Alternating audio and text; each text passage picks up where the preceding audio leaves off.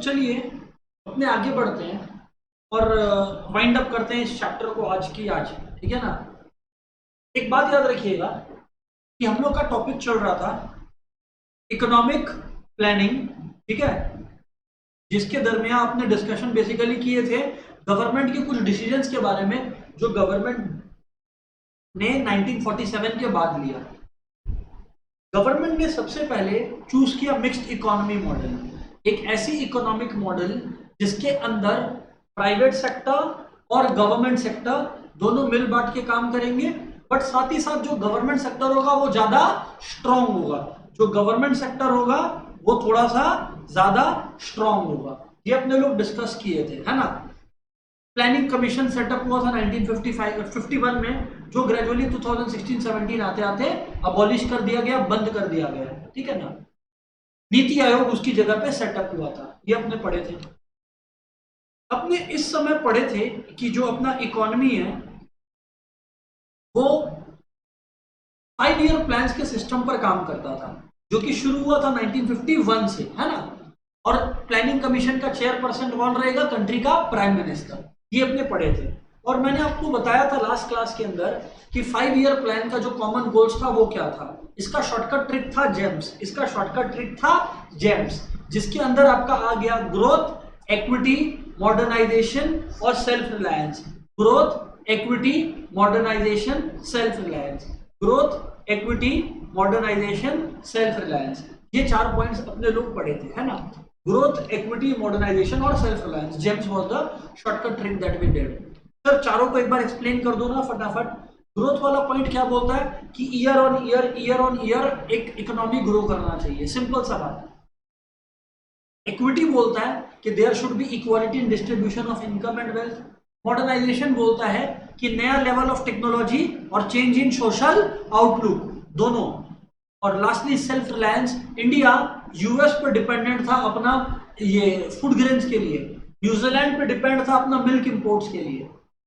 वो डिपेंडेंस को खत्म करें और सेल्फ डिपेंडेंट बने। तो ये कुछ अपने लोग का गोल्स था 5 ईयर प्लान का, GEMS, है ना। Growth, equity, modernisation, self reliance. फिर इस दरमियान हम लोगों ने ये भी समझा कि गवर्नमेंट कुछ रिफॉर्म्स लाया, ठीक है कि नहीं। और वो रिफॉर्म्स को गवर्नमेंट ने जो लाया उसको हम लोग कुछ इस तरीके से पढ़े थे। एक था इंस्टीट्यूशनल रिफॉर्म, एक था टेक्निकल रिफॉर्म। इंस्टीट्यूशनल रिफॉर्म में मैं थोड़ा फास्ट जा रहा हूं बिकॉज रिकैप हो रहा है, ठीक है ना। इंस्टीट्यूशनल रिफॉर्म मतलब जमीन का रिफॉर्म। इसमें मेनली 3 तरीके का रिफॉर्म था जो गवर्नमेंट ने किया। पहला था अबॉलिशन ऑफ इंटरमीडियरीज, जिसमें क्या हुआ था बेसिकली इंस्टीट्यूशनल रिफॉर्म्स में कि कोई भी मिडिलमैन नहीं रहेगा, कोई भी मिडिलमैन नहीं रहेगा। Abolition of intermediaries. Ownership right for tenants, जो टेनेंट है ना वो लैंड का ओनर गवर्नमेंट ने डिक्लेयर कर दिया। इंटरमीडियरीज को अबॉलिश करने से हुआ ये ना, इंटरमीडियरीज को अबॉलिश करने से ये हुआ कि जो मेन लैंड का रेंट था या लैंड से इनकम था वो फार्मर के पास आने लगा। वरना ये मिडिलमैन क्या करते थे, 30% 40% इनकम खुद खा जाते थे। और lastly redistribution of land, government ने फिक्स कर दिया था मैक्सिमम लैंड, अगर आपके पास उससे ज्यादा जमीन है तो वो बांट दिया जाएगा। तो ये चीज था यहाँ पर, ठीक है ना। ये चीज अपने पढ़े थे यहाँ पर। बट क्या ये सक्सेसफुल था? नहीं, फेलियर था। इसका ट्रिक था फाइल याद रखने का। Fault in legislation, implementation delay, lack of political will और एक्सप्लॉयटेशन। फॉल्ट इन लेजिस्लेशन था कि लोग क्या करने लगे उस समय, लोग उस समय करने ये लगे कि भाई लॉ पास होता था, क्या हो जाता था, लॉ पास हो जाता था। लॉ एक बार पास हो गया, गवर्नमेंट क्या किया मालूम, लेजिस्लेशन फॉल्ट ऐसा था कि एक लॉ बन गया, गवर्नमेंट उसमें लॉ बनते बनते क्या किया मालूम है आपका, लॉ बनने के साथ साथ गवर्नमेंट जो है वो लॉ बनने के साथ साथ, ध्यान से सुनना, लॉ तो गवर्नमेंट बना दिया, बट जो लोग को फॉलो करना था वो लोग क्या करते थे, केस कर देते थे कि नहीं ये जमीन तो मेरा है। अब उन लोगों को पता था कि केस लंबा चलेगा। उस समय में जब तक केस चल रहा होता था वो लोग अपना प्रॉपर्टी को और लोगों के बीच में बांट दिया। Fault in legislation. Implementation delay वाला लॉजिक आप लोगों को क्लियर है कि इसके दरमियान क्या हुआ था कि भाई इंप्लीमेंट करना है एक लॉ को, गवर्नमेंट जानबूझ के टाल रहा है। और क्यों? क्योंकि गवर्नमेंट का प्रोसीड्यूर ही है, डेमोक्रेटिक गवर्नमेंट है, सारा चीज डिसाइड करके होगा। लैक ऑफ पॉलिटिकल विल, दो जगह को छोड़ के, बंगाल और नीचे केरला, इन दोनों को छोड़ के वहां की स्टेट गवर्नमेंट्स का मन ही नहीं था इसको रियल में अंजाम देने का। और फाइनली एक्सप्लॉयटेशन, काफी जो लोग लैंडलॉर्ड्स थे हुआ करते थे ना, वही लोग लेबरर्स को, टेनेंट्स को धमका धमका के उनसे जमीन ले लेते थे। तो ये कुछ ड्रॉबैक्स रहा उस समय का इसमें। फिर हम लोग पढ़े थे ग्रीन रेवोल्यूशन। ग्रीन रेवोल्यूशन में हम लोगों ने आपको बताया था कि क्या हुआ करता था, केमिकल्स यूज हुआ करता था। क्या यूज हुआ करता था? केमिकल्स, हाई यील्डिंग वैरायटी, ये सब इंप्लीमेंट हुआ करता था। इसमें क्या हुआ समझ में आया आपको कि जैसे मान लो सीड्स है, वो सीड्स नॉर्मल सीड्स यूज नहीं हो रहे हैं। कहाँ पे यूज बना हुआ सीड्स यूज हो रहा है बोलो तो लेबोरेटरी में बना हुआ सीड्स यूज हो रहा है। तो दोस्तों जब लेबोरेटरी में बनाया हुआ सीड्स इस्तेमाल होने लग गया तो लेबोरेटरी में बनाया हुआ सीड जो है वो हानिकारक है बट प्रोडक्टिव ज्यादा है, इन टर्म्स ऑफ क्वांटिटी ज्यादा है। तो 4 गुना 5 गुना जो है सीड्स का प्रोडक्शन बढ़ गया। अब जब दोस्तों 4 गुना 5 गुना सीड्स का प्रोडक्शन बढ़ गया तो नेचुरल सा बात है कि कंट्री का दरकार सॉल्व हो गया। कंट्री का वो जो यूएसए से फूड ग्रेन्स इंपोर्ट करने का कमजोरी था वो खत्म हो गया। लेकिन अब प्रॉब्लम ये था कि ग्रीन रेवोल्यूशन को तुरंत अपने इंप्लीमेंट नहीं किए, phase wise implementation. First phase में पंजाब, हरियाणा, आंध्र प्रदेश, तमिलनाडु ये सब जगह पे इंप्लीमेंट हुआ और फिर सेकंड फेज के दरमियान अपने लोग जो है ग्रीन रेवोल्यूशन को पूरे हिंदुस्तान में इंप्लीमेंट कर दिए। अच्छा, ग्रीन रेवोल्यूशन का फायदा हुआ, एक तो जो सेल्फ रिलायंस का ऑब्जेक्टिव था वो अचीव हुआ, यूएसए से इंपोर्ट करना नहीं पड़ा। I increase in market surplus, क्योंकि इंडिया के पास अब इतना बच गया था तो इंडिया न केवल खुद का जरूरत पूरा करने लगा बल्कि बाजार में बेच के कमाने भी लगा। डी में हम लोग पढ़े थे decrease in price of food grains. जो दोस्तों फूड ग्रेन्स है उसका प्राइस रिड्यूस हो गया। क्यों? क्योंकि जब सप्लाई बढ़ जाता है कोई चीज का, ग्रीन रेवोल्यूशन की वजह से सप्लाई बढ़ गया था तो ऑटोमेटिकली प्राइसेस रिड्यूस हो गया। और ई बोले तो enables buffer stock. Enables buffer stock वाला पॉइंट क्या था साहब? एनेबल्स बफर स्टॉक वाला पॉइंट दोस्तों सिर्फ इतनी सी बात कहता है ना कि ये पॉसिबल होने लग गया, कि बफर स्टॉक डेवलप हो। क्या डेवलप हो?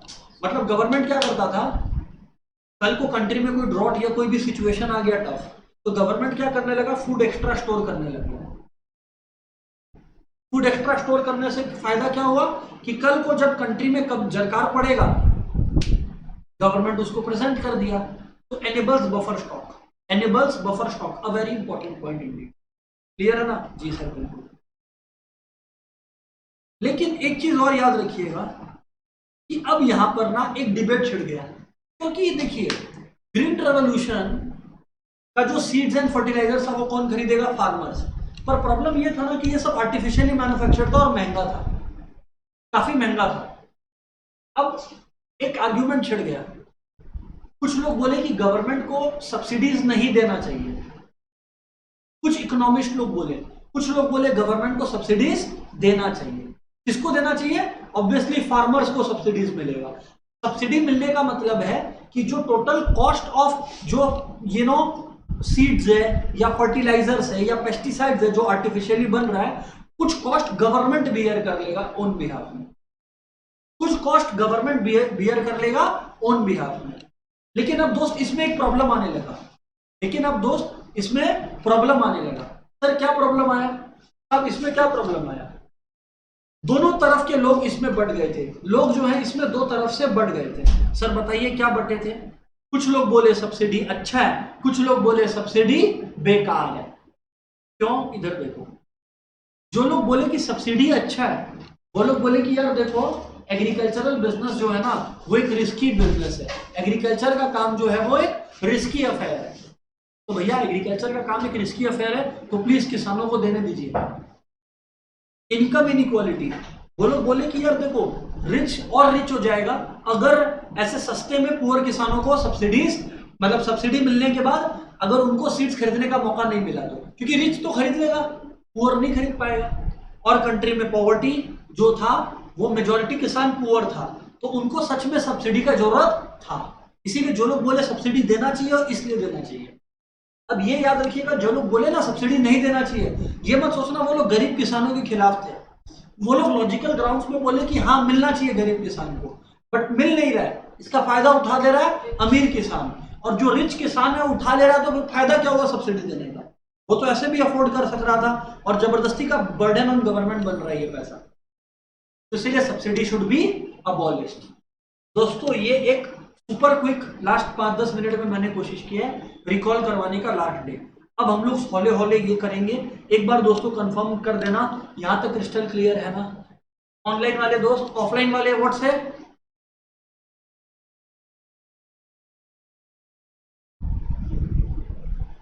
ओके ओके ओके, सही है सर, सही है sir. Within a week available हो जाएगा, दिया है ना? ठीक है, ओके। तो अब मैं आप लोगों को क्या बता रहा था, ध्यान से सुनना।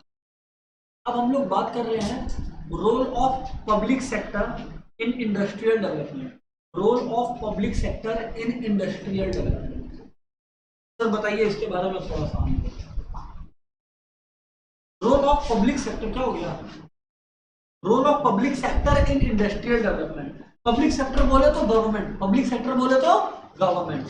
अभी तक तो हम लोग देखो क्या पढ़ रहे थे इतना देर से, लास्ट क्लास पूरा चला गया था कि भैया एग्रीकल्चरल सेक्टर में गवर्नमेंट ने क्या खास किया, मैजिक जो किया गवर्नमेंट ने एग्रीकल्चरल सेक्टर में क्या किया, अपने ये पढ़ रहे थे। यस और नो?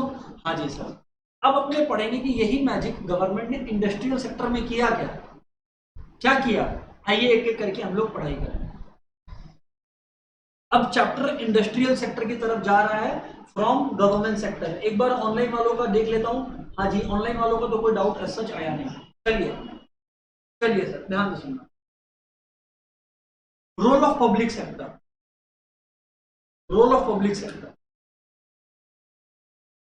और एक्चुअली ये रोल ऑफ पब्लिक सेक्टर से ज्यादा हम लोग उस समय क्या स्थिति था बिजनेस का वो हम लोग पढ़ेंगे। इसका ट्रिक है लूज। बिजनेस का क्या स्थिति था, कंडीशन ऑफ बिजनेस, क्या condition of business during this period. इसको याद रखने का ट्रिक है लूज, इसको याद रखने का ट्रिक है लूज, इसको याद रखने का ट्रिक है लूज। चिंता मत कीजिए, आज मैं अपने स्टडी मटेरियल को भी खोल के आप लोगों को करवा दूंगा, डोंट वरी। पहले ये पढ़ रहे हैं वो सुन लो, है ना, फिर स्टडी मटेरियल में भी बात करेंगे, don't worry. Role of public sector.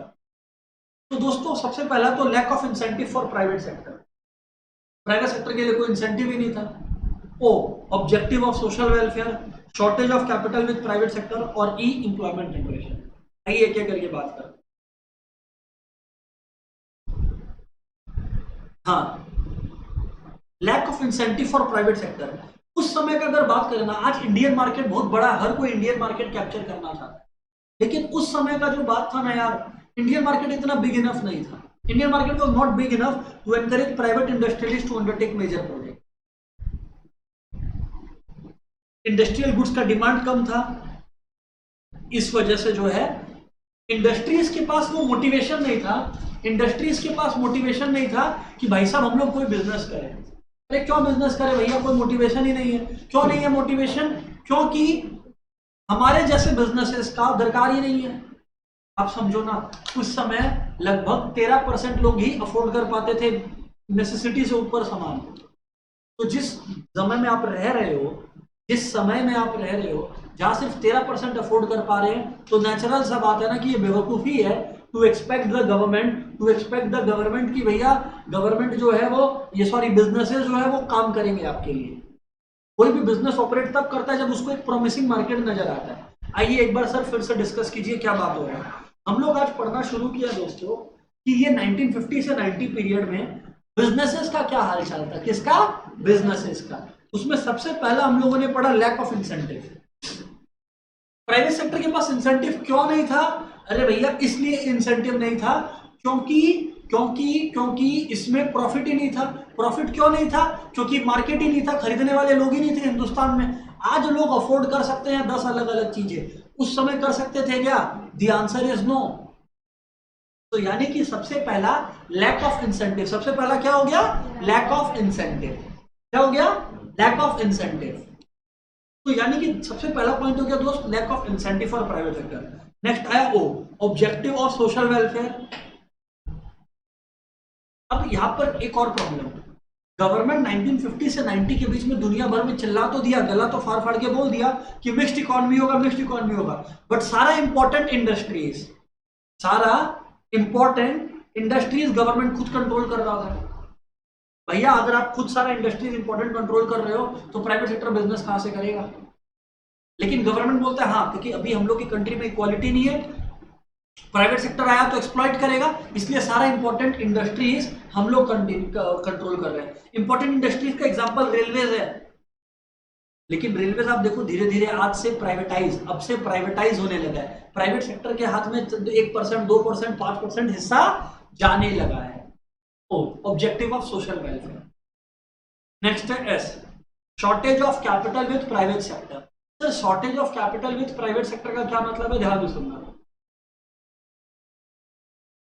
Shortage of capital with private sector का क्या मतलब है, ध्यान से सुनना। Private entrepreneur did not have the capital to undertake investment in industrial ventures. Government had to make industrial investment through public sector undertaking. Sir नहीं समझ में आया, ये shortage of capital with private sector का क्या मतलब है, ध्यान से सुनना। दोस्तों जो भी मेजर बिजनेसेस था ना, प्राइवेट सेक्टर के पास इतना पैसा ही नहीं था कि उसमें एंटर करे। सर मेजर बिजनेस का मतलब आयरन एंड स्टील इंडस्ट्री या कोई भी और बिजनेस, इतना सारा उस समय बिजनेस क्लास था ही नहीं कि वो लोग एंटर कर पाता। तो जब वो लोग एंटर नहीं कर पाता तो किसी को तो एंटर करना पड़ेगा। तो कौन एंटर किया, गवर्नमेंट। कौन एंटर किया, गवर्नमेंट।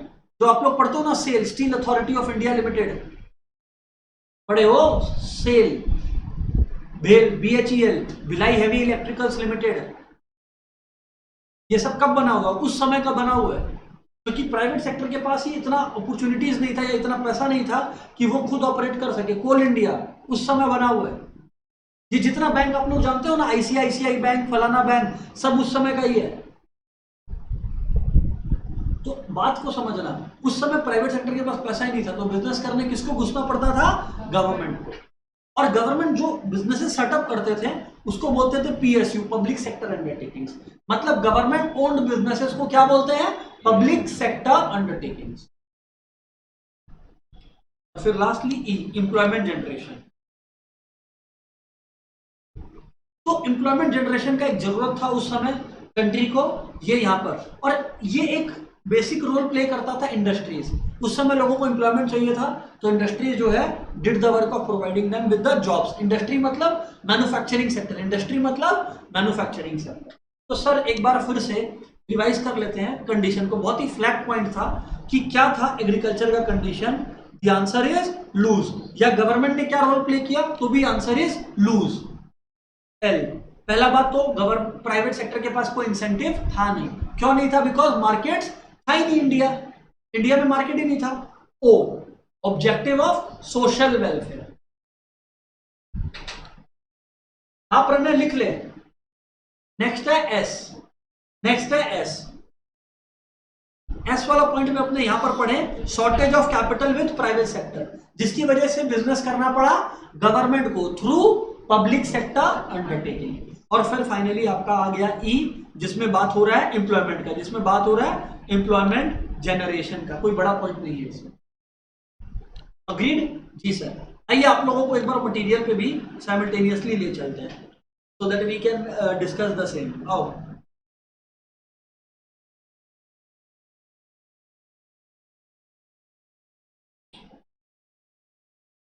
हाँ जी, जो लास्ट डे लिखवाया हुआ वो तो है ही ऑब्वियसली, बट आइए स्टडी मटेरियल में आ जाते हैं।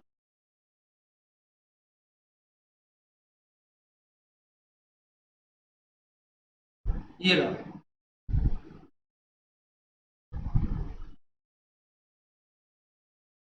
इंडस्ट्रियल डेवलपमेंट, ये रहा जो अपना पॉइंट है ना, देख लीजिए आप लोग। ये आपके मटेरियल में पेज नंबर 20 है, चेक कर लो एक बार। 20 है ना, हाँ जी सर, पेज 20 चेक कर लो।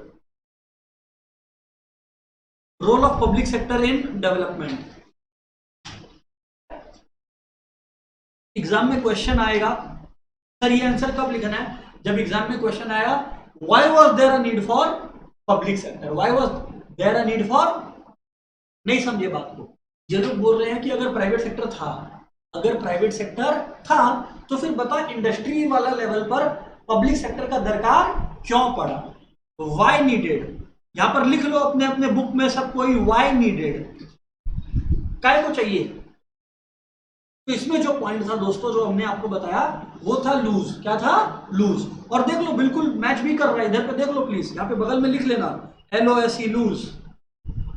इसमें सबसे पहला पॉइंट था lack of incentive for private sector.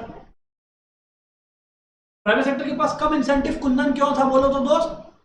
Private sector के पास कम इंसेंटिव क्यों था? गलत, क्योंकि मार्केट ही नहीं था। सुनो कुंदन, सुन नहीं रहे हो, सोए हुए हो, क्योंकि इतना मार्केट ही नहीं था भाई। समझो, प्राइवेट सेक्टर को कब मजा आएगा काम करने में किसी भी इकोनॉमी में, जब वो देखेगा कि यार हजारों लोग जो है वो काम करने के लिए हमारे पास बैठे हैं। जब कोई इंसेंटिव ही नहीं है तो भैया क्या होगा?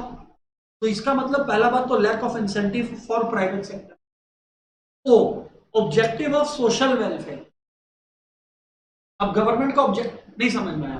पहला बात तो प्राइवेट सेक्टर को इंसेंटिव नहीं है तो गवर्नमेंट को आना पड़ेगा। ध्यान रखना इस आंसर को पढ़ते समय कि क्वेश्चन क्या पूछा है सामने वाला, कि क्यों पब्लिक सेक्टर बिजनेसेस को घुसना पड़ा 1950 से 1990 में। पहला कि प्राइवेट सेक्टर के पास इंसेंटिव नहीं था बिजनेस करने का, क्योंकि उस समय मार्केट नहीं था। दूसरा, इसलिए भी एंट्री करना पड़ा कि चलो मान लो प्राइवेट सेक्टर घुसा, मान लो प्राइवेट सेक्टर उस बिजनेस में घुसा, तो भी एक प्रॉब्लम है ना। उस समय ऑब्जेक्टिव क्या था? Social welfare. ऑब्जेक्टिव क्या था? Social welfare. तो यार दोस्त, ये सोशल वेलफेयर वाला ऑब्जेक्टिव अचीव नहीं हो पा रहा था। तो to achieve this objective of social welfare enter करना पड़ा जबरदस्ती का। To achieve this objective of social welfare enter करना पड़ा जबरदस्ती का ऑब्जेक्टिव ऑफ सोशल वेलफेयर। क्योंकि उस समय लोगों को चाहिए था प्रॉफिट मेकिंग बिजनेसेस, नहीं सपोर्टिंग बिजनेसेस। आज प्राइवेट सेक्टर होता भी तो वो ऐसा बिजनेस बनाता जिससे उसका प्रॉफिट बने, लोगों का क्या भला करने का। That was the thing. इसलिए गवर्नमेंट को एंटर करना पड़ा ऑब्जेक्टिव ऑफ सोशल वेलफेयर। ऐसा shortage of capital with private sector. तीसरा बात, चलो प्राइवेट सेक्टर का अगर नियत भी है तो उतना पैसा नहीं था उस समय कि प्राइवेट सेक्टर बिजनेसेस सेटअप कर एस। और अब फाइनली आ गया आपका एक पॉइंट मिसिंग है, वो लिख लो आप लोग, ई, एम्प्लॉयमेंट जनरेशन। क्या? एम्प्लॉयमेंट जनरेशन, लिख लो फटाफट, एम्प्लॉयमेंट जनरेशन। क्योंकि उस समय लोगों को नौकरी का दरकार था, इसलिए दरकार था कि प्राइवेट सेक्टर और पब्लिक सेक्टर दोनों बिजनेसेस सेटअप हो। ई, एम्प्लॉयमेंट जनरेशन।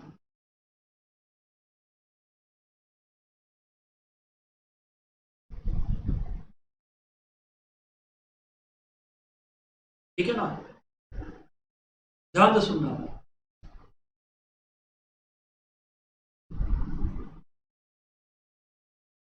अब गवर्नमेंट ने पास किया इंडस्ट्रियल पॉलिसी रेजोल्यूशन। क्या पास किया?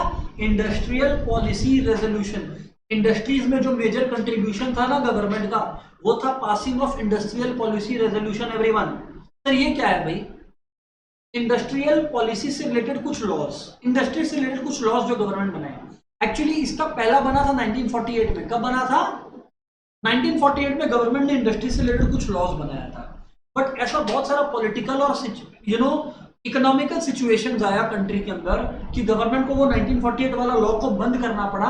और फिर फाइनली एक नया ड्राफ्ट आया, second policy resolution, second industrial policy resolution, जो ज्यादा इंपॉर्टेंट है, 1956। 1956 में आया, इसीलिए नाम 1956 है। इसमें गवर्नमेंट ने क्या किया? बेसिकली तीन तरीके का शेड्यूल बनाया। कितने तरीके का? तीन। Schedule A, schedule B, schedule सी। इसमें क्या किया? इन्होंने अलग अलग बिजनेसेस को कैटेगराइज किया, अलग अलग बिजनेसेस को कैटेगराइज किया। सर इसका क्या अर्थ है? मतलब गवर्नमेंट ने कहा कि सुनो, अगर तुम इस तरीके के बिजनेस हो, सुनो, अगर तुम इस तरीके के बिजनेस हो तो तुम शेड्यूल ए में हो, तुम अगर फलाने तरीके के बिजनेस हो तो तुम शेड्यूल बी में हो, और तुम एक तरीके के हो तो शेड्यूल सी में हो। बट सर फर्क क्या है इसमें? शेड्यूल ए में वो बिजनेसेस था जिसमें प्राइवेट सेक्टर को बोल दिया गया था कि तुम लोग सपना भी मत देखो, ये बिजनेस सिर्फ हमारा है। ये बात गवर्नमेंट बोल दिया, this business is only mine, तुम लोग कोशिश भी मत करो इसमें एंटर करने का। Sir example, atomic energy, railways. याद रखने का तरीका है, शेड्यूल ए में हर वो इंडस्ट्री था जिसमें गवर्नमेंट को डर लगता है। क्या लगता है? क्या लगता है? DAR, D for defence, A for atomic energy, R for railways. जिससे गवर्नमेंट को डर लगता है, डिफेंस, एटॉमिक एनर्जी, रेलवेज। फटाफट फटाफट फटाफट।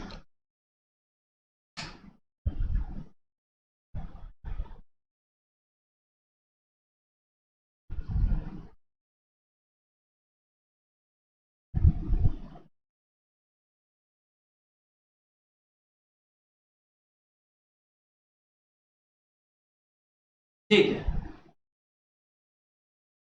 शेड्यूल बी में भी गवर्नमेंट बोला, शेड्यूल बी में भी गवर्नमेंट प्राइवेट सेक्टर को बोला माफ कर दो। क्या बोला? माफ कर दो। क्या बोला? माफ कर दो। शेड्यूल बी में भी क्या बोला? माफ कर दो। शेड्यूल बी में भी बोला माफ कर दो। M for machine, A for aluminium, F for fertiliser. M for machine, A for aluminium, F for fertiliser. M for machine, A for aluminium, F for fertiliser.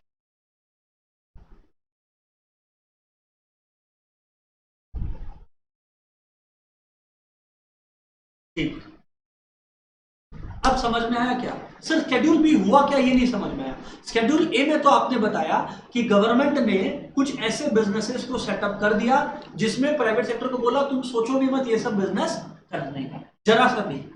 Second था मशीन, ये फिर आपका एल्यूमिनियम और आपका आ गया फर्टिलाइजर, जहां पे सेटअप कौन करेगा? गवर्नमेंट। रन कौन करेगा? गवर्नमेंट। तो फिर सर प्राइवेट सेक्टर क्या करेगा? प्राइवेट सेक्टर सपोर्ट करेगा। प्राइवेट सेक्टर क्या करेगा? सपोर्ट। सर ये कैसा सपोर्ट? ऐसे चीयर करेगा? नहीं। मान लीजिए कि मशीन बन रहा है, तो प्राइवेट सेक्टर बोला कि सुनो तुम मशीन नहीं बना सकता, लेकिन मशीन में नट्स एंड बोल्ट्स चाहिए, तुम नट्स एंड बोल्ट्स का काम शुरू कर ले। Nuts and bolts private sector हम लोग तुमसे ले लेंगे, ऐसा गवर्नमेंट बोला था। मतलब जो एंसिलरी इंडस्ट्री है ना, जो मेन इंडस्ट्री से रिलेटेड एंसिलरी इंडस्ट्री है ना, प्राइवेट सेक्टर वो इंडस्ट्रीज बना सकता है, बट मेन इंडस्ट्रीज पे हक किसका रहेगा? गवर्नमेंट का रहेगा। किसका रहेगा? गवर्नमेंट का रहेगा। गवर्नमेंट का रहेगा। किसका रहेगा हक? गवर्नमेंट का। मेन इंडस्ट्री पे एंसिलरी इंडस्ट्री प्राइवेट सेक्टर कर सकता है। और शेड्यूल सी बाकी इंडस्ट्रीज।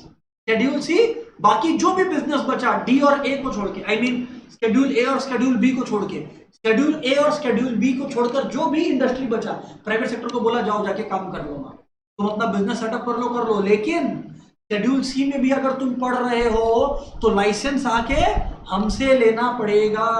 लाइसेंसिंग तब भी चाहिए था, लाइसेंसिंग तब भी चाहिए था कि हाँ बनाओ बिजनेस खूब बनाओ, लेकिन लाइसेंस ले जाना। क्या ले जाना? लाइसेंस ले जाना।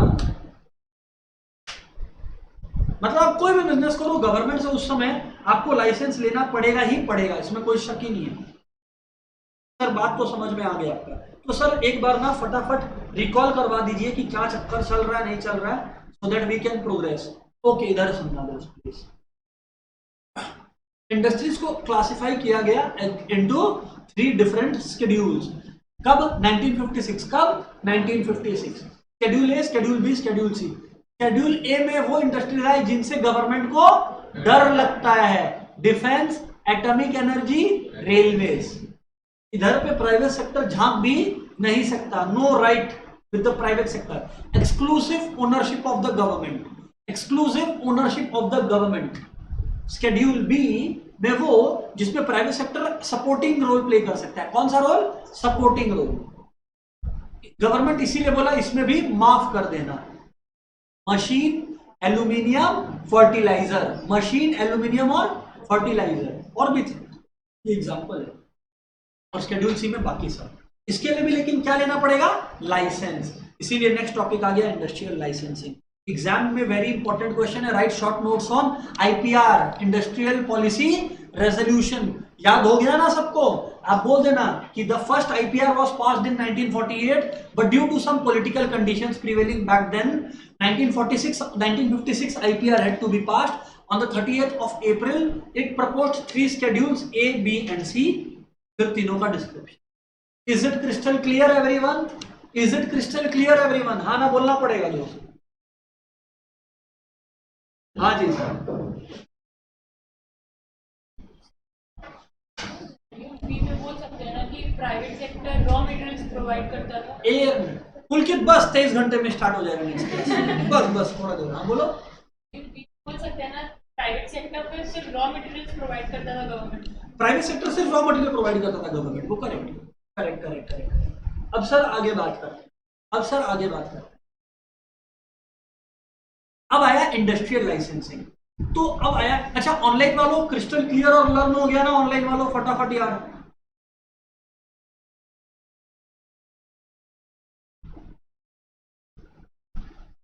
ओके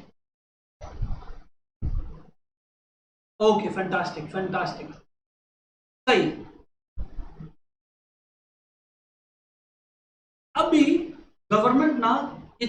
मैं आपको बोल रहा था ना 1950 से 1990 वाला जो पीरियड था ना, गवर्नमेंट प्राइवेट सेक्टर को बहुत कस के पकड़ रखा था। अभी देखो ना लाइसेंसिंग किस किस किस लिए चाहिए, नया इंडस्ट्री बैठाना है, चलो लाइसेंस ले लो, आके आओ। एग्जिस्टिंग बिजनेस को और जगह एक्सपेंड करना है, आओ आओ आओ, इसका भी लाइसेंस मिलेगा। सिर्फ इतना ही नहीं, अच्छा तुम अभी तक चिप्स बना रहे थे, अब जो तुम्हारा प्लान है वो टायर बनाने का भी है, आओ आओ आओ लाइसेंस लो आके। मतलब तुम अगर डाइवर्सिफाई भी कर रहे हो तो तुमको लाइसेंस लेना पड़ेगा। एग्जाम में अगर क्वेश्चन आ गया कि लाइसेंसिंग रिक्वायरमेंट कब पास हुआ था, 1951 में पास हुआ था। इंडस्ट्रियल पॉलिसी रेजोल्यूशन जो आपने पढ़े ना 1956 का, उसके ठीक 5 साल पहले, उसके ठीक 5 साल पहले, उसके ठीक 5 साल पहले। अब दोस्त जो ये पास हुआ था 1956 का रेजोल्यूशन, उसके ठीक 5 साल पहले इंडस्ट्रियल लाइसेंसिंग लॉ आया। अब ये जो इंडस्ट्रियल लाइसेंसिंग लॉ आया उसके ठीक 5 साल पहले वो क्या बोल रहा था, जरा ध्यान से सुनना। वो इंडस्ट्रियल लाइसेंसिंग लॉ बोल रहा था, नंबर 1, बिजनेस सेटअप करना है, आओ लाइसेंस लेके जाओ। बिजनेस बड़ा करना है, आओ लाइसेंस लेके जाओ। अच्छा प्रोडक्ट का डाइवर्सिफिकेशन करना है, आओ लाइसेंस लेकर जाओ। तो ये था दूसरा लॉ जो इंडस्ट्री से रिलेटेड गवर्नमेंट पास किया। अभी तक मैंने इंडस्ट्री से रिलेटेड कितना रूल सिखा दिया आपको, 2। एक था आईपीआर 1956, एक था आईपीआर 1956। आईपीआर बोले तो इंडस्ट्रियल पॉलिसी रेजोल्यूशन 1956। अब ये क्या बोलता है, एक बार याद कराओ। इंडस्ट्रियल पॉलिसी रेजोल्यूशन 1956 बोलता है कि इंडस्ट्रीज को 3 कैटेगरीज में गवर्नमेंट बांटा था, schedule A, schedule B, schedule C. Schedule A में वो बिजनेसेस जो प्राइवेट सेक्टर हाथ भी नहीं लगा सकता, खाली गवर्नमेंट करेगा वो बिजनेस। शेड्यूल बी में प्राइवेट सेक्टर बिजनेस तो कर सकता है but only in a supporting role, main role किसका रहेगा, गवर्नमेंट का। और शेड्यूल सी में प्राइवेट सेक्टर का बिजनेस। सर ऐसा कौन कौन सा बिजनेस था ए, बी और सी में? ए में था जिससे गवर्नमेंट को डर लगता था, डिफेंस, एटॉमिक एनर्जी और railway, DAR, defence, atomic energy और रेलवे। शेड्यूल बी में भी गवर्नमेंट बोला मेरे को माफ कर दो, MAF, machine, aluminium, fertiliser, furniture नहीं, फर्टिलाइजर, ठीक है, 3 हो गया। और फिर शेड्यूल सी में जो करना है करो, शेड्यूल सी में जो करना है करो। तो 2 law, industrial licensing policy 1951, industrial policy licensing कशिश 1951 था, क्या था 1951। और 1956 था आईपीआर, 1956 था आईपीआर। सर आगे बढ़ा, एक और लॉ था जो कार्वे कमेटी के अंदर बना था। क्या बना था, कार्वे कमेटी के अंदर।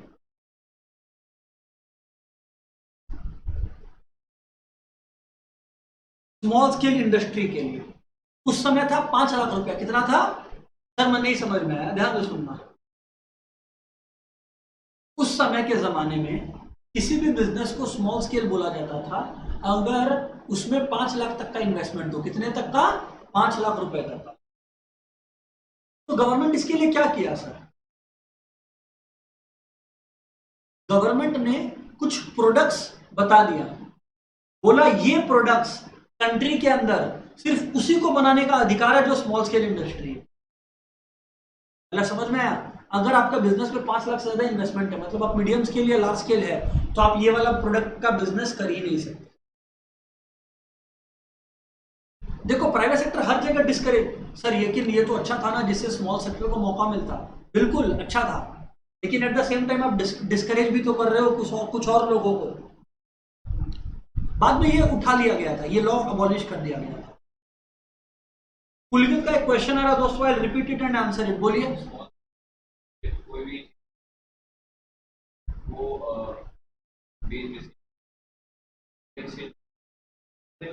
अच्छा ये अच्छा क्वेश्चन है। पुलकित बोलता सर अगर स्मॉल स्केल इतना बेच लिया कि वो उसके पास पैसा ज्यादा हो गया तो नहीं, तो इसमें पुलकित ये होता था कि फिर वो मीडियम स्केल कैटेगरी में चला जाता था। एक बार आप कंफर्टेबल जोन में चले गए फिर आप अपना रास्ता देख लो। थोड़ा सा इलॉजिकल था, अनप्लैंड था, बट ये लॉ था, ठीक है कि नहीं, समझना ध्यान से। The limit has change from ₹5 lakh, अब ये लिमिट 1 करोड़ का हो गया। मतलब आज के डेट पर अगर किसी को स्मॉल स्केल इंडस्ट्री में बुलाओगे तो वो तब बुलाओगे जब बिजनेस में कब तक का इन्वेस्टमेंट हो, कितने तक का, 1 करोड़ रुपया तक। अगर 1 करोड़ से ऊपर है तो वो मीडियम स्केल में जाएगा 10 करोड़ रुपया तक, और 10 करोड़ के ऊपर का है तो फिर वो लार्ज स्केल है। Important points about small scale industries. पहला, एम्प्लॉयमेंट जनरेशन है। सर ये नहीं समझ में आया, स्मॉल स्केल बिजनेसेस ज्यादा मशीन पे रिलाई करते हैं कि लेबर पे, तो इससे लोगों को नौकरी मिलेगा, सेल्फ एम्प्लॉयमेंट अपॉर्चुनिटी मिलेगा। क्या मिलेगा? Self employment. हम अपना खुद का एक छोटा सा फैक्ट्री बैग खोल लेंगे, it's like that, self employment opportunity, self employment opportunity. Next sir, need for protection from big firm. अब ऑब्वियस सा बात है, ये लॉ इसलिए पास करना पड़ा था क्योंकि अगर उसी बिजनेस में बिग फर्म आ गया, स्मॉल स्केल टिक पाएगा क्या? स्मॉल स्केल ओवरनाइट उखड़ जाएगा। इस वजह से बिग फर्म को आना पड़ा। इस वजह से किसको आना पड़ा? गवर्नमेंट को बीच में आना पड़ा। गवर्नमेंट क्या आके बोला? गवर्नमेंट आके बोला सुनो भैया, हेलो, गवर्नमेंट बोलता सुनो, आज से कोई भी बिग फर्म ये वाला बिजनेस करेगा ही नहीं जो स्मॉल बिजनेस कर रहा है। सिलेक्टेड प्रोडक्ट्स के केस में, कुछ केस में दोनों कर सकते हैं, बट कुछ के केस में स्मॉल ही कर सकते हैं।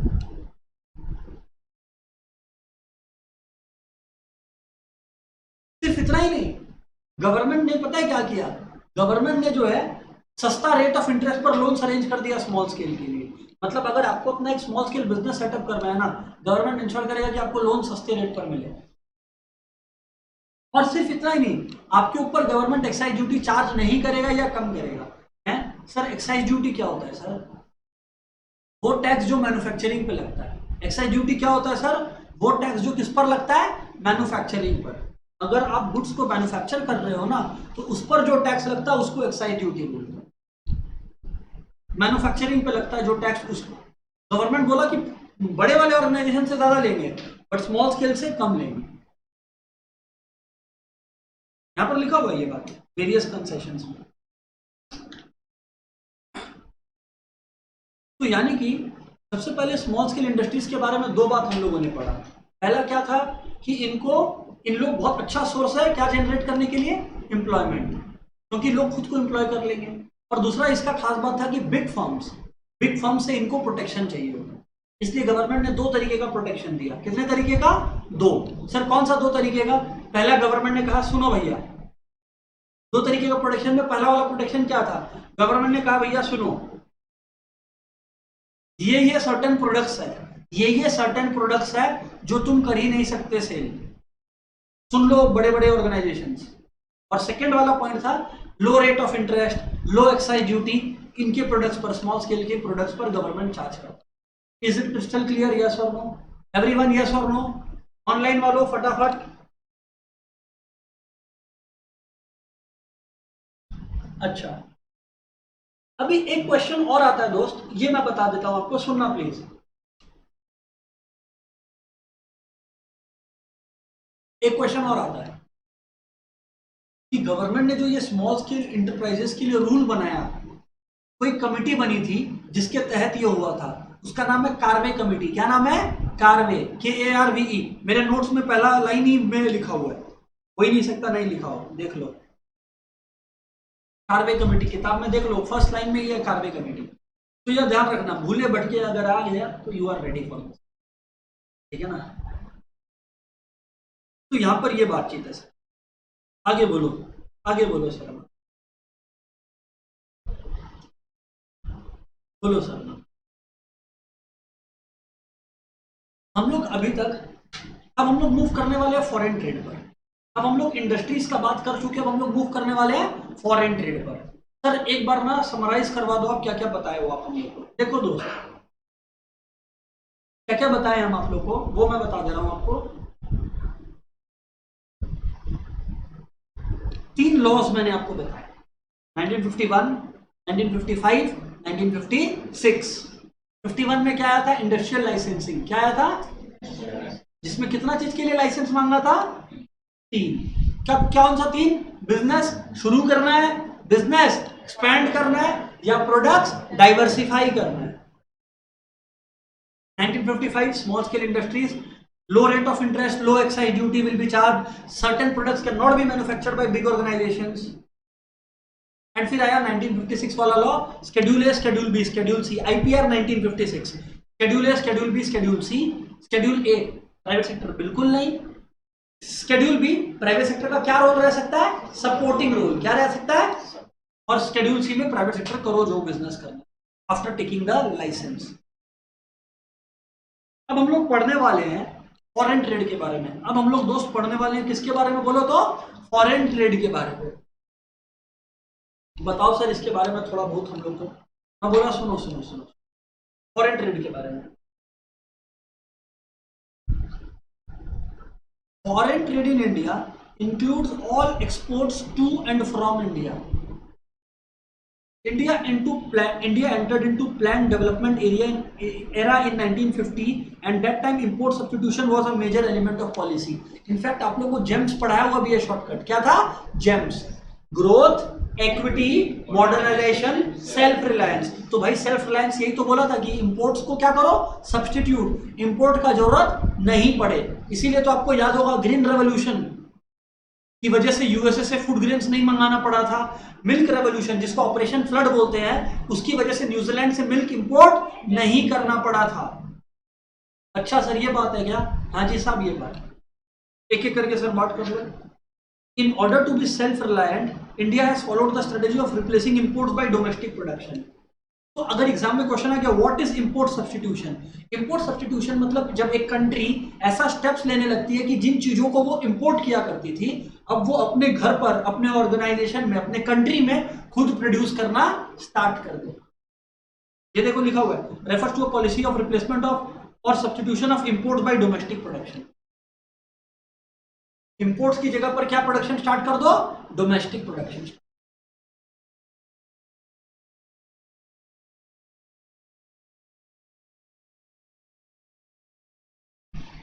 सर इंपोर्ट सब्स्टिट्यूशन का दो ऑब्जेक्टिव फुलफिल हो जाएगा। सर इंपोर्ट सब्स्टिट्यूशन से कितना ऑब्जेक्टिव फुलफिल हो जाएगा, दो।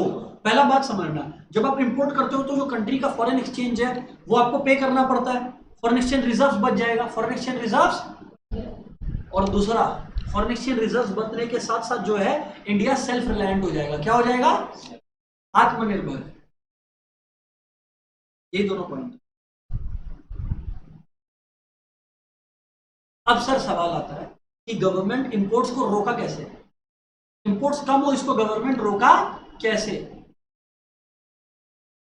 एक बार फिर से सर, सबसे पहले तो हम लोग पढ़ रहे हैं कि फॉरेन ट्रेड वाला पॉलिसी में अपने पढ़ेंगे गवर्नमेंट कैसे परस्यू किया policy of import substitution. Policy of import substitution, import substitution दोस्तों एक ऐसा पॉलिसी है जिसके दरमियान गवर्नमेंट ऐसे स्टेप्स लेता है कि कंट्री को इंपोर्ट करने की जगह कंट्री सेल्फ सफिशिएंसी हासिल कर ले। इससे दो ऑब्जेक्टिव्स अचीव होता है, एक तो जो फॉरेन एक्सचेंज है वो बचता है क्योंकि खर्चा बच जाता है, और दोस्तों कंट्री सेल्फ रिलायंट हो जाता है। कंट्री क्या हो जाता है, सेल्फ रिलायंट।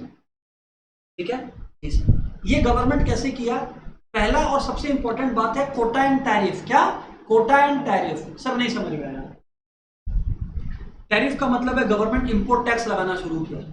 मतलब अगर आप मान लो एक प्रोडक्ट 1 लाख रुपया का बाहर से मंगा रहे हो तो गवर्नमेंट चाहता है कि आपको डिस्करेज कर दे, आपको खरीदने नहीं दे। गवर्नमेंट बोला चलो आज से इस पर 100% टैक्स लगे, आ जाओ ले लो।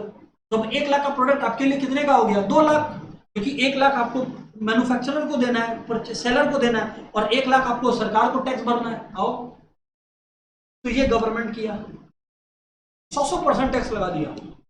ऐसे 70-80 भी लगाया था कुछ केस में, बट लगभग सारे सामान पे 100% था। ये बहुत बड़ा बात नहीं है ना। अरे इंडियन टीम का जो अभी ये क्या नाम है, इंडियन टीम का जो अभी कोच था, इंडियन क्रिकेट टीम का कोच था रवि शास्त्री। रवि शास्त्री जो है 89 में एक चैंपियंस ट्रॉफी हुआ था। चैंपियंस ट्रॉफी में रवि शास्त्री को एक गाड़ी मिला था, कौन सा था, सोनाटा था या कोई गाड़ी था, मतलब उस समय का बहुत बड़ा वो था, मतलब रॉयल गाड़ी था उस समय, करीब करीब 25-30 लाख रुपया उस समय का रहा होगा। तो रवि शास्त्री ये चीज जीता था ऑस्ट्रेलिया में, बेंसन एंड हेजेस। उस कप का नाम था बेंसन एंड हेजेस, उस चैंपियनशिप का नाम था Benson and Hedges. Ravi Shastri जब गाड़ी जीता, रवि शास्त्री को बोला गया कि भैया ये गाड़ी इधर ले आओ। रवि शास्त्री बोला हाँ हम लाएगा, हम जीता है, कोई भी लाएगा। रवि शास्त्री को इंडियन गवर्नमेंट बोला 100% टैक्स लगेगा, 30 लाख रुपया गाड़ी का, वो तो तुम खरीदा, फ्री मिला, वी डोंट केयर, बट इधर लाने का 30 लाख रुपया दो। रवि शास्त्री बोला हम गाड़ी बेच देगा यूएस में, ऑस्ट्रेलिया में बेच देगा, हमको नहीं लाना है गाड़ी। रवि शास्त्री के केस में गवर्नमेंट, ऐसा 1-2 सिलेक्टेड केसेस में गवर्नमेंट बोला चलो कोई बात नहीं है, क्योंकि तुम यार कुछ अच्छा किया है, कंट्री का नाम किया है, तो चलो आ जाओ, no tax will be imported, will be imposed on your product. But in general, ये एक स्टोरी याद आया था मेरे को, but in general 100% टैक्स लगता है, 70 से 100%। तो पहला था टैरिफ, पहला क्या था? टैरिफ। टैरिफ था इंपोर्ट टैक्स। टैरिफ क्या था? Tax on import. टैरिफ क्या है? Tax on import. जिससे लोग डिस्करेज हो जाए, बाहर से प्रोडक्ट खरीदे नहीं, लोग डिस्करेज हो जाए और बाहर से प्रोडक्ट खरीदे नहीं। और इंडियन गवर्नमेंट कोटा फिक्स कर दिया। क्या फिक्स कर दिया? कोटा। सर कोटा का क्या मतलब है? कोटा का मतलब होता है मैक्सिमम क्वांटिटी। नहीं समझ आया सर? मतलब गवर्नमेंट ने फिक्स कर दिया कि अगर फलाना प्रोडक्ट आपको इंपोर्ट करना है करिए, बट इतना यूनिट से ज्यादा नहीं, बाकी इंडिया में ही खरीदना पड़ेगा। और वो कोटा बहुत कम होता था। फ्रिज में 5-6 फ्रिज, तो जिसको फ्रिज का बिजनेस करना है वो 5-6 फ्रिज खरीदेगा क्या बाहर से? हाँ, तो चाहता भी यही था कि नहीं खरीदे बाहर से। समझ आया? तो कोटा एंड टैरिफ ये होता है। ये रहा tariff refer to taxes on import, import taxes. और ये था quantity restriction, maximum quantity fix कर दिया। ये दोनों से क्या हुआ? कम हो गया है ना? हाँ sir.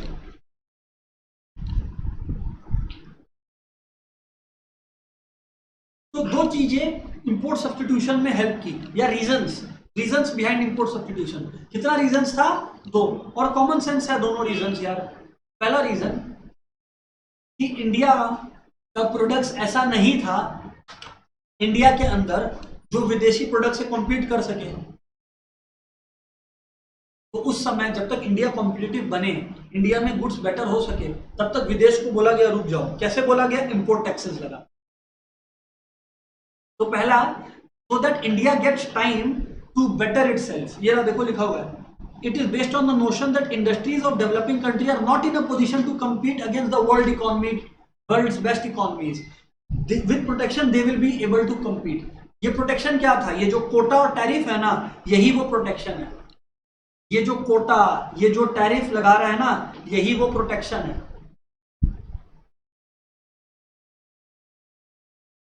Next, restriction of imports was necessary to prevent the drain of foreign exchange. ये तो मैंने आपको बोला, इससे इंडिया का जो फॉरेन एक्सचेंज है वो बच गया।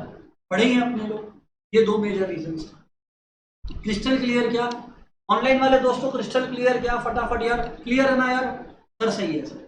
तो एक बार ट्रेड वाला बात को पूरा समराइज करते हैं, एक बार कंफर्मेशन आ जाए। हाँ जी साहब, सबका कंफर्मेशन आ गया है तो एक बार मैं फटाफट ना रिकॉल करवा देता हूं आपको, एंड आप लोग देख लो कि आपको कितना समझ आया नहीं आया। देखो, फॉरेन ट्रेड, फॉरेन ट्रेड में दोस्तों हम लोगों ने क्या पढ़ाई की? फॉरेन ट्रेड में हम लोगों ने क्या पढ़ाई की? ये पढ़ाई किया कि इंडियन गवर्नमेंट फॉलो किया policy of import substitution, policy of import substitution. Import substitution means achieving self sufficiency so that the product need not be imported। इससे दो फायदा होगा, फॉरेन एक्सचेंज बचेगा और दूसरा इंडिया सेल्फ रिलायंट बनेगा। ठीक है, इसको कैसे किया गया? दो तरीके से, कोटा लगाकर और टैरिफ लगाकर। कोटा क्या है? Quantity restriction. क्या रेस्ट्रिक्शन? इसमें गवर्नमेंट मैक्सिमम क्वांटिटी फिक्स कर देता था, इससे ज्यादा आप खरीद ही नहीं सकते, खरीदना तो इंडिया के अंदर से ही खरीदिए। और टैरिफ में इंपोर्ट ड्यूटी, इंपोर्ट टैक्स लगा देता था, वो हो गया टैरिफ। क्लियर है क्या? ये है जी इंडस्ट्रीज का बातचीत खत्म। अब हम लोग क्रिटिकल अप्रेजल वाला पॉइंट पे आएंगे। डोंट वरी, इसमें प्रेजेंटेशन में जाएंगे। ठीक है कि नहीं? चलिए अब अपने लोग प्रेजेंटेशन पर चलते हैं।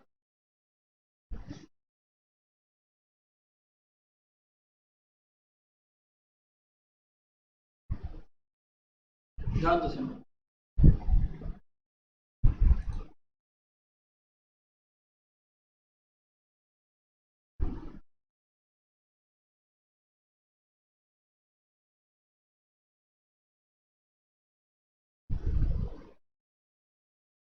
हाँ जी,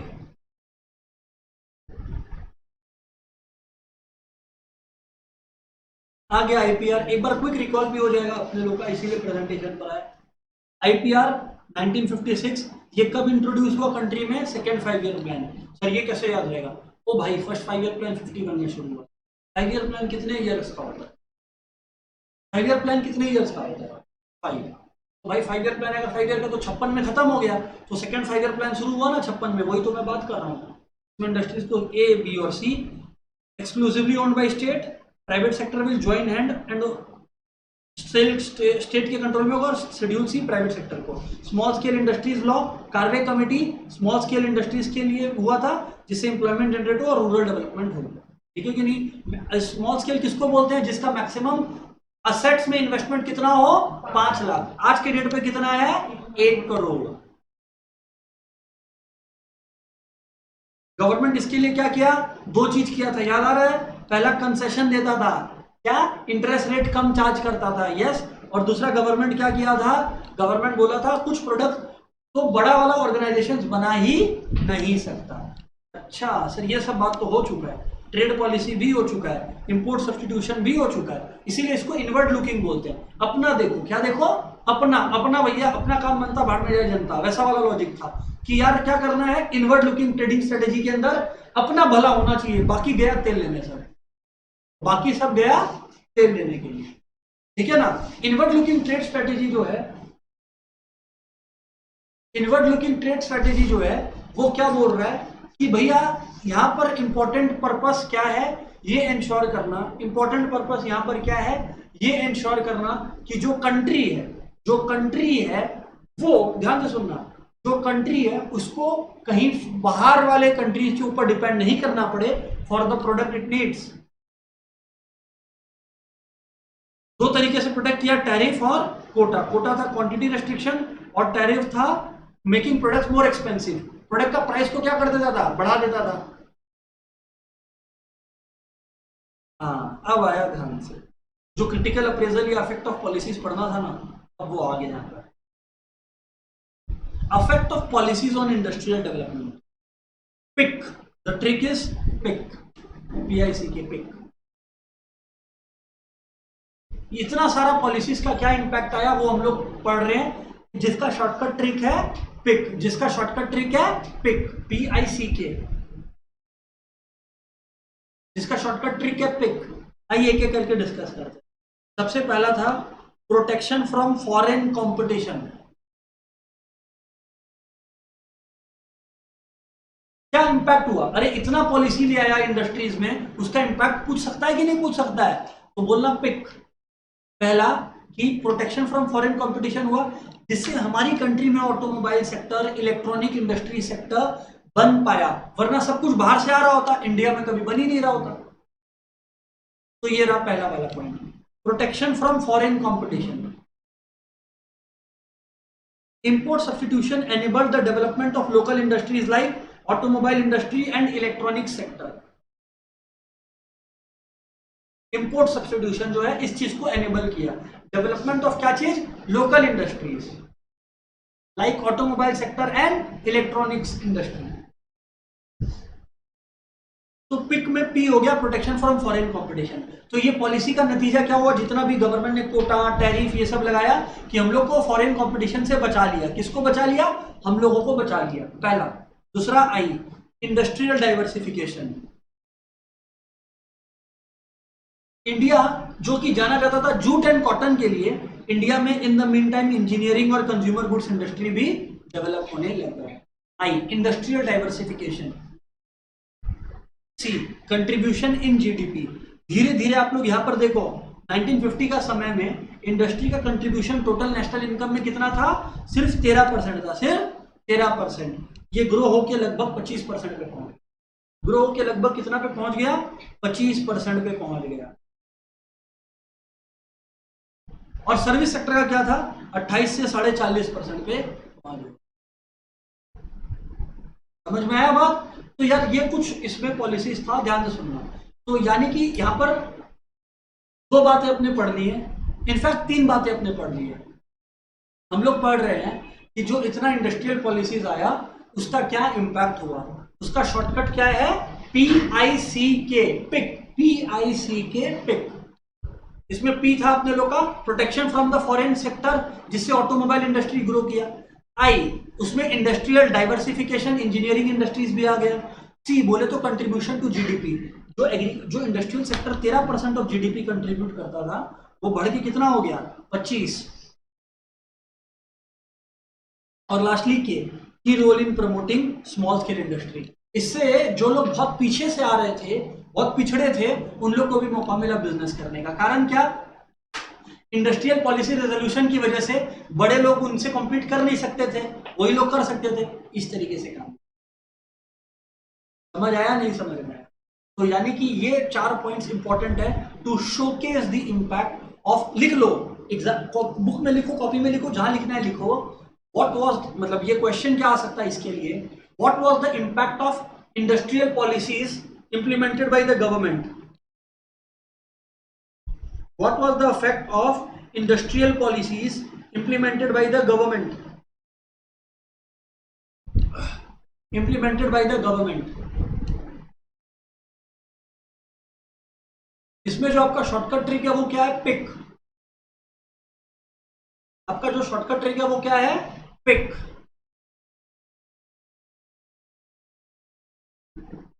PIC के।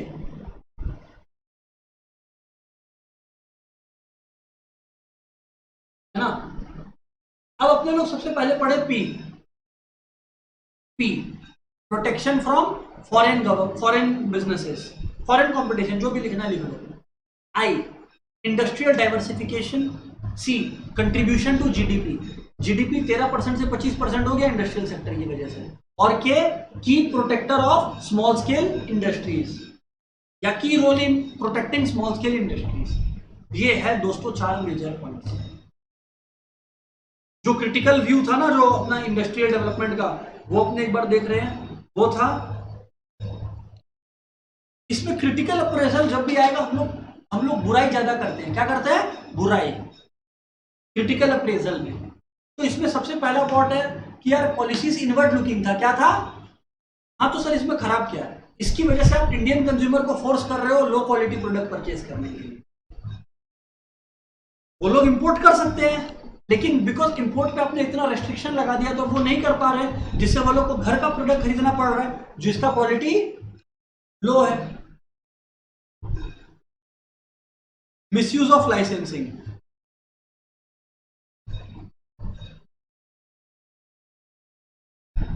अब ये लोग क्या करने लगे?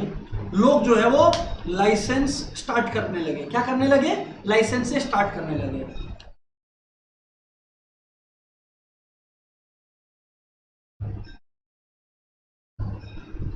ध्यान से सुनना। अब इसमें प्रॉब्लम क्या हुआ मालूम है? कुछ बड़े इंडस्ट्रियलिस्ट जब हो जाते थे ना बिजनेसेस, तो उनको क्या है, बड़े जो बिजनेसेस है ना, वो बड़े बिजनेसेस के साथ होता क्या था? ध्यान से सुनिएगा।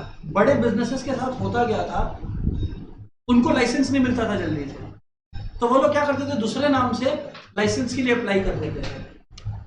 तो मिसयूज होने लगा था लाइसेंसिंग सिस्टम का, जिसका पर्पस कुछ था वो कुछ और ही होने लग गया। इनएफिशिएंट पब्लिक सेक्टर जो इतना ज्यादा लोगों का पैसा डुबाया। क्यों? क्योंकि गवर्नमेंट क्या करता था उस समय? 1000 लोगों को एम्प्लॉयमेंट प्रॉमिस कर दिया। जरूरत 100 लोगों का ही है, जरूरत 100 लोगों का ही है। अब गवर्नमेंट करे तो करे क्या? प्रॉमिस कर दिया, वादा किया, वो निभाना पड़ेगा। तब क्या किया?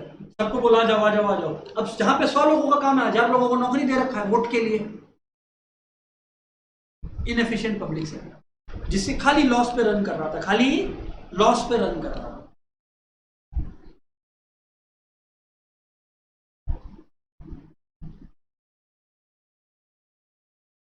लेकिन अब अपने को यह भी समझ आना चाहिए कि सर पब्लिक सेक्टर का जो रोल है वो प्रॉफिट जनरेट करना नहीं है, नेशन को प्रोटेक्ट करना है, वो वेलफेयर प्रमोट करना है। वो क्या प्रमोट करना है?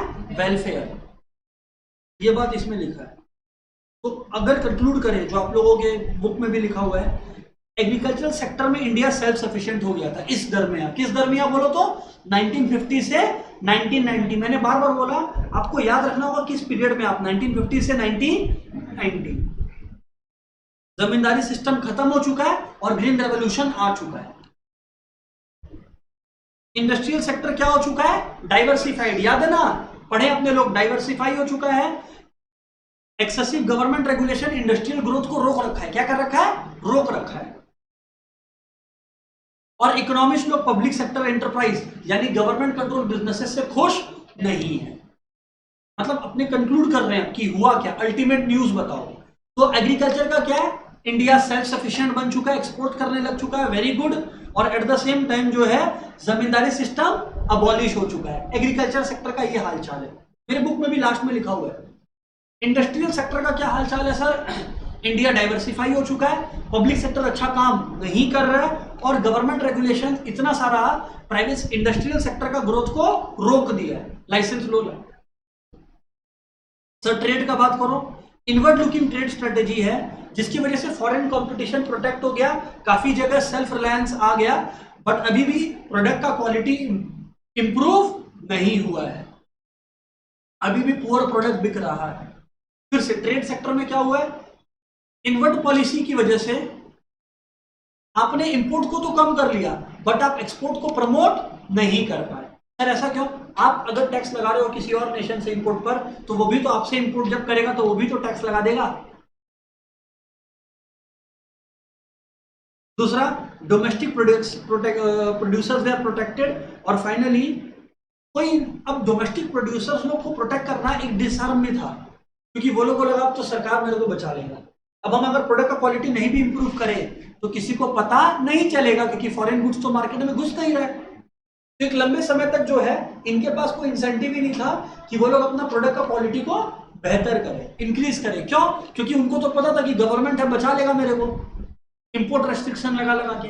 यही चीज मेरे मटेरियल में आप लोग देख लो, लास्ट में हमने लिख रखा है, इधर देख लीजिए, ये रहा, देख लीजिए फाइनल बात, ये जो फाइनल न्यूज है ये देख लीजिए। एग्रीकल्चर सेक्टर में क्या हुआ है? इंडिया सेल्फ सफिशिएंट बन चुका है ग्रीन रेवोल्यूशन की वजह से, और जमींदारी सिस्टम टाटा हो चुका है। इंडस्ट्रीज डाइवर्सिफाई हो चुका है, बट पब्लिक सेक्टर से लोग खुश नहीं है। फिर से एग्रीकल्चर सेक्टर में क्या हुआ है? जमींदारी खत्म, और इंडिया क्या हो चुका है? सेल्फ सफिशिएंट हो चुका है, मुबारक। इंडस्ट्रियल सेक्टर में एक्सेसिव गवर्नमेंट परेशान कर दिया है, एक्सेसिव रेगुलेशंस परेशान कर रखा है। At the same time industries diversify हो चुके हैं, और लोग किससे परेशान है? इकोनॉमिस्ट लोग पब्लिक सेक्टर का पूरा पुअर लॉस मेकिंग से। पब्लिक सेक्टर बिजनेसेस वे आर कंटिन्यूअसली इनकरिंग लॉसेस। और फाइनली ट्रेड सेक्टर, हम लोग का जो पॉलिसी था, क्या वो स्ट्रॉन्ग एक्सपोर्ट सेक्टर बूस्ट कर पाया? नहीं। Our inward oriented strategy fail to develop a strong export sector. और डोमेस्टिक प्रोड्यूसर्स लोग को प्रोटेक्ट किया जा रहा था, बट इस प्रोटेक्ट करने के चक्कर में वो लोग बिगड़ गए। They did not give the incentive to improve the quality of the goods. तो आइए एक बार हाल चाल देखते हैं, सो अपने लोग इस चैप्टर को टाटा बाय बाय बोल सके, ठीक है कि नहीं है? हाल चाल कुछ इस प्रकार है, एग्रीकल्चर, इंडस्ट्रियल और ट्रेड। एग्रीकल्चर सेक्टर से क्या हट चुका है? जमींदारी सिस्टम। क्या हट चुका है? एग्रीकल्चर सेक्टर से जमींदारी सिस्टम हट चुका है, और इंडिया क्या हो चुका है? Self sufficient. हटाओ। इंडस्ट्रीज क्या हो चुका है? डाइवर्सिफाई, लेकिन लोग किससे परेशान है? पब्लिक सेक्टर से। ट्रेड में हालचाल क्या है? इनवर्ड लुकिंग की वजह से एक्सपोर्ट सेक्टर बेटर नहीं हो पाया, और डोमेस्टिक प्रोडक्ट्स प्रोड्यूसर लोग को प्रोटेक्शन की वजह से वो लोग अपना प्रोडक्ट को इंप्रूव नहीं किए। हाँ, वही मैं बता रहा हूं ना, 100 लोगों का काम है, 1000 लोगों को नौकरी दे रहा है, प्रोडक्ट्स को प्रॉफिटेबली नहीं बेच रहा है। और साथ ही, अच्छा, पुलकित इज आस्किंग सर आप ये कैसे बोल रहे हैं पब्लिक सेक्टर लॉस में गया? गवर्नमेंट पहला लॉस में इसलिए गया, जितना लोग का दरकार था उससे ज्यादा को नौकरी दे रखा है, और जिन लोग को नौकरी दे रखा है वो लोग का फिक्स सैलरी है, वो लोग चिल मार रहे हैं और पैसा मिल रहा है उनको। क्यों? क्योंकि गवर्नमेंट जॉब है, फिक्स्ड है, तो कोई मोटिवेशन ही नहीं था टू वर्क बेटर। अरे अगर आपका सैलरी फिक्स कर दे, आपके पास मोटिवेशन रहेगा क्या? नहीं रहेगा। समझ आया सर? बात समझ में आया?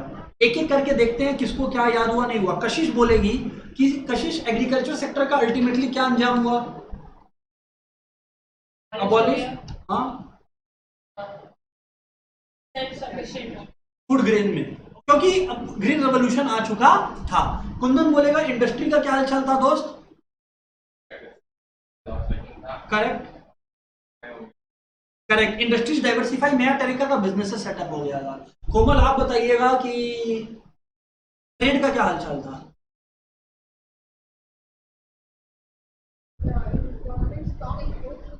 Correct, government export sector create नहीं कर पाया, वेरी गुड। और कोई बिगड़ रहा था, कौन बिगड़ रहा था? डोमेस्टिक प्रोड्यूसर्स लोग क्वालिटी इंप्रूवमेंट के लिए स्टेप्स नहीं ले रहा था। प्राची बोलिए तो ट्रेड वाला दोनों पॉइंट वापस से।